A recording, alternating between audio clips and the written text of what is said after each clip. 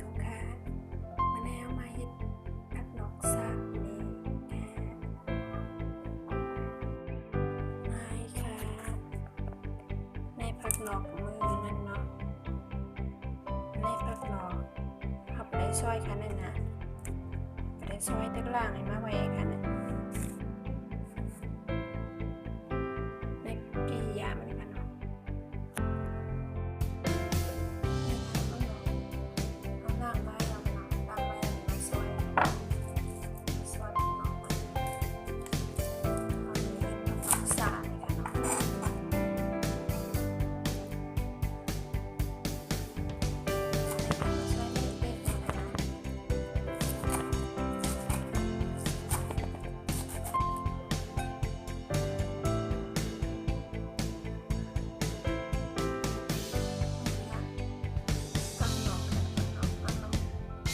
ผักนอกสัก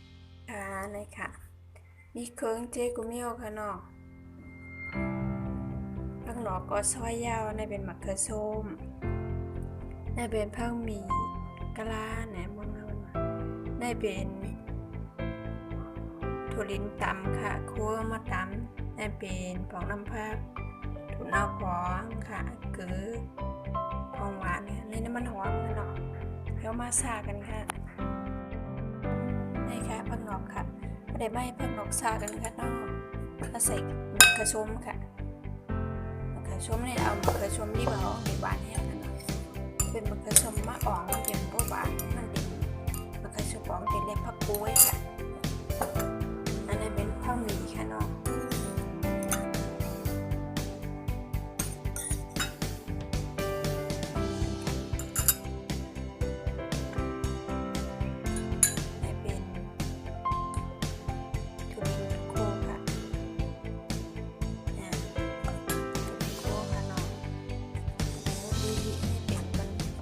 พองน้ำพักผัดมึงห้าบนห้องพองน้ำพัก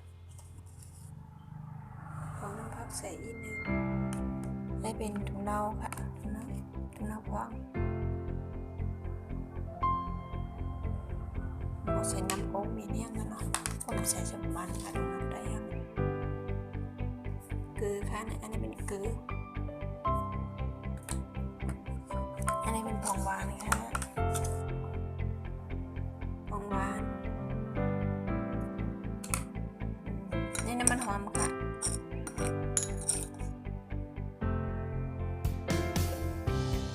นี่ค่ะน้ำมันหอมนี่ค่ะเนาะเขาเดี๋ยวไม่ให้ต้องหลอกสายเนาะอันไหนดูมากูแก้วค่ะเนี่ยมาชาแก้วค่ะมาชาพออันดิบเนี่ยเป็นห้องชาค่ะเนาะพอสุกพอเป็นมัดโตมีเนี่ยพอเป็นห้องหวานกูอันนี้เป็นห้องหวานชาค่ะผักนอกชาค่ะติ้วในค่ะมาแน่ค่ะชายาวค่ะนะมาโคเซวานเนาะ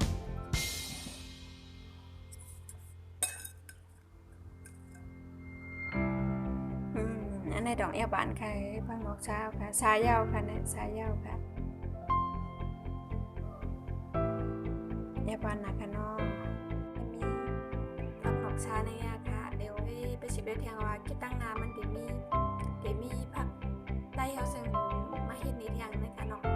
อย่าลืมกดไลค์กดแชร์กดติดตามเลยค่ะไม่ชมค่ะบ๊ายบาย